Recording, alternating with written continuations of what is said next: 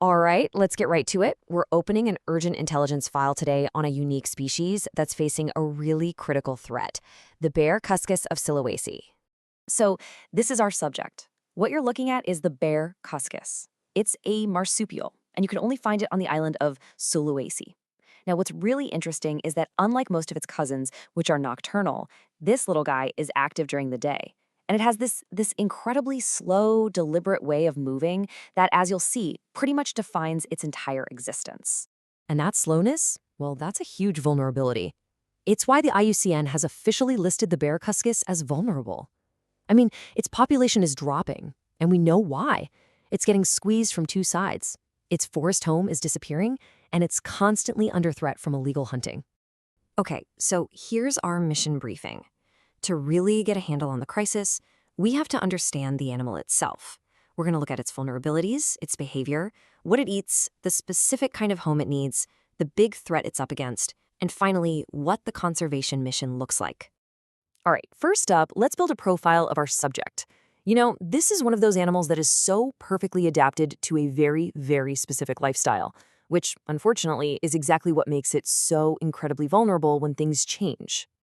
So the bear Cuscus, it's a total tree dweller. I mean, it lives its whole life up in the branches, almost never coming down to the ground.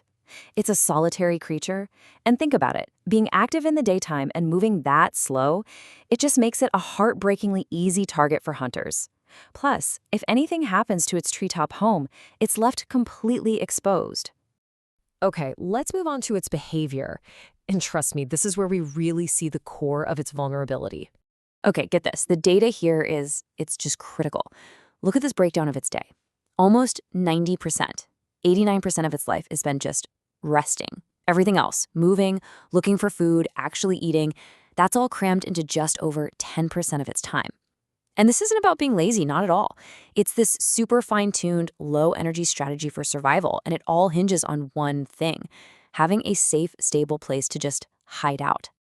And here's what that looks like in the real world. See? It just finds a good secure branch, uses that prehensile tail to lock on, and then it stays almost perfectly still, hidden away in all that foliage. This whole low-energy lifestyle, it's not optional. It absolutely demands a home where it can have these long, undisturbed periods of just being hidden and safe. Okay, so next up, what does it eat? This is important because its diet is super specific, and that ties it even more tightly to its environment. Wow, this chart really lays it out. The bear Cuscus is what you'd call a foliivore, which is just a fancy way of saying it's a leaf eater, but it is a very picky eater. Just look at this. Over 72% of its diet is the absolute newest, most tender growth it can find. We're talking shoots and young leaves. So yeah, it's a total specialist. It has to have a steady supply of this fresh, new stuff. And here's the kicker. It's not just about food. You almost never see a Cuscus drinking water. Why? Because it gets pretty much all the hydration it needs from the moisture inside these young leaves.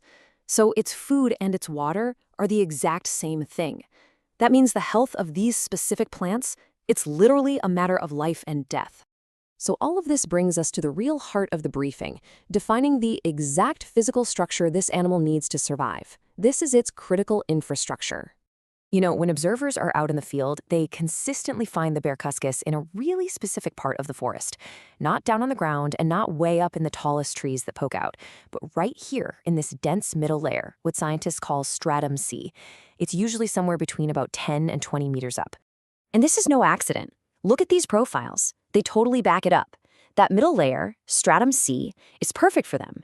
It's got this dense, tangled network of branches. It's like a highway system built for a slow-moving animal. And just as important, it provides all that thick leafy cover it needs to stay hidden while it's resting for, pretty much 21 hours a day.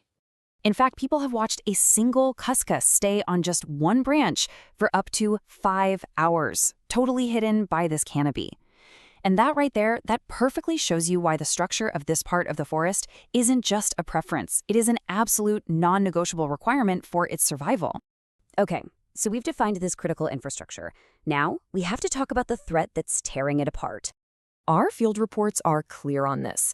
The bear Cuscus is incredibly sensitive to any kind of disturbance. The moment it senses a human is nearby, its first instinct is just to slowly back away and hide. And it will stay hidden until it feels the threat is gone. And what's the single biggest disturbance? The one that just shatters its entire world? It's illegal logging. For a Cuscus, the sound of a chainsaw isn't just scary, it's the sound of its home, its entire universe being destroyed.